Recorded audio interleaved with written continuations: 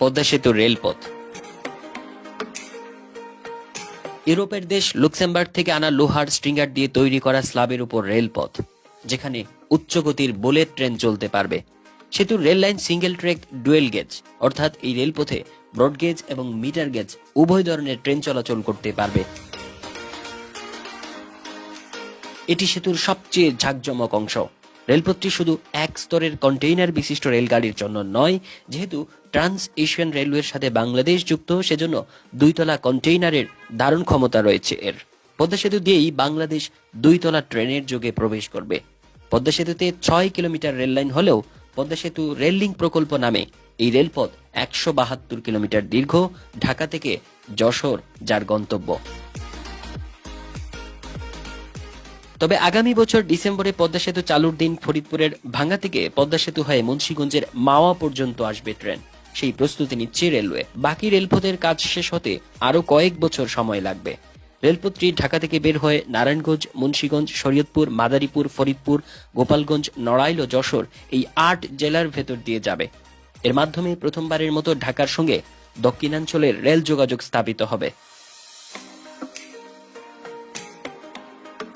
বরিশাল এবং পায়রা গভীর সমুদ্র বন্দরের সঙ্গেও রেল যোগাযোগ স্থাপিত হবে।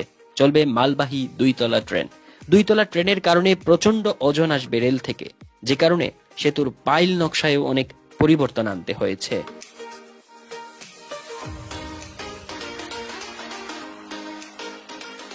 তবে এখানে বড় প্রশ্ন দেখা দিয়েছে, কেন সেতুতে সিঙ্গেল লাইন করা হচ্ছে।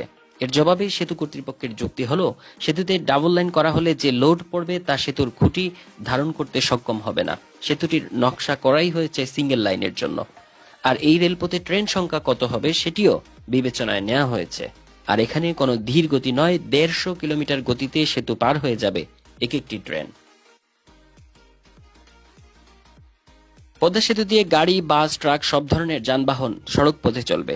আর একই সেতু দিয়ে ট্রেনও চলবে। রেল চলাচলের জন্য পৃথক লাইনকে রেল ট্র্যাক বলা হয়।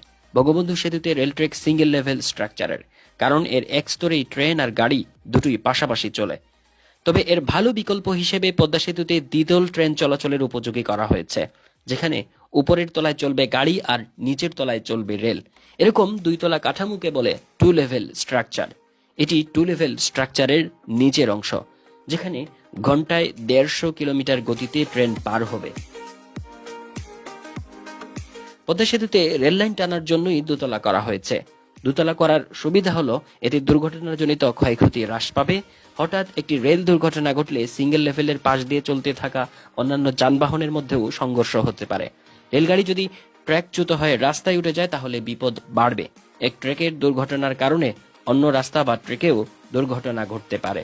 দ্বিতীয় সুবিধা হলো, রেলপথে যখন কোনো যান্ত্রিক রক্ষণাবেক্ষণের কাজ করা লাগবে তখনও সড়কপথটি অবারিত থাকবে।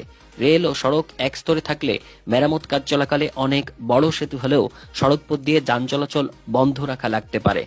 আবার সড়কপথের রক্ষণাবেক্ষণ কাজের কারণে রেল চলাচল বন্ধ রাখার প্রয়োজন হতে পারে। দুটো জিনিসই ক্ষতিকর। এজন্য পদ্মা সেতু একতলায় ট্রেন আর দুতলায় দেয়া হয়েছে সড়ক পথ। এতে যে কোনো সময় জরুরি ভিত্তিতে যাত্রীদের যানবাহন থেকে বের করে আনা সহজ হবে। আর গ্যাস বিদ্যুৎ সংযোগের মতো সুবিধা দিয়েও অনেক সহজে টানা যাবে। এই রেলপথের কাঠামোর ঠিক উপরের অংশে বসানো রোড স্ল্যাবের সড়ক পথে গাড়ি চলবে। ২২ মিটার প্রশস্ত পদ্মা সেতুর সড়ক পথ ৪ লেনের। পদ্মা সেতু দিয়ে যে রেলপথ যাবে তার প্রথম সেকশন কমলাপুর থেকে গেন্ডারিয়া হবে ডুয়েল গেজ ডাবল লাইন। দ্বিতীয় সেকশন গেন্ডারিয়া থেকে মাও পর্যন্ত ৩৬ কিলোমিটার সিঙ্গেল লাইন ব্রডগেজ, যেখানে ৪টি স্টেশন। তৃতীয় সেকশন হবে মাওয়া থেকে ভাঙ্গা জংশন সিঙ্গেল ব্রডগেজ লাইন, যেখানে ৪২ কিলোমিটার এবং ৫টি স্টেশন।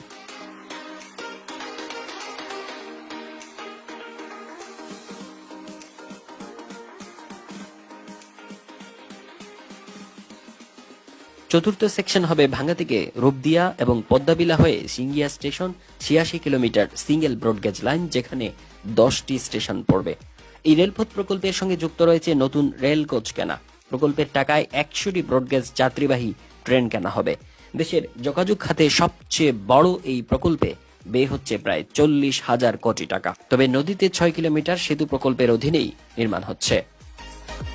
দক্ষিণবঙ্গের মানুষের কাছে ট্রেন বা রেলপথ এক স্বপ্নের নাম। সেই স্বপ্ন পূরণের যে সিঁড়ি, সেই সিঁড়ি দিয়ে হাঁটছি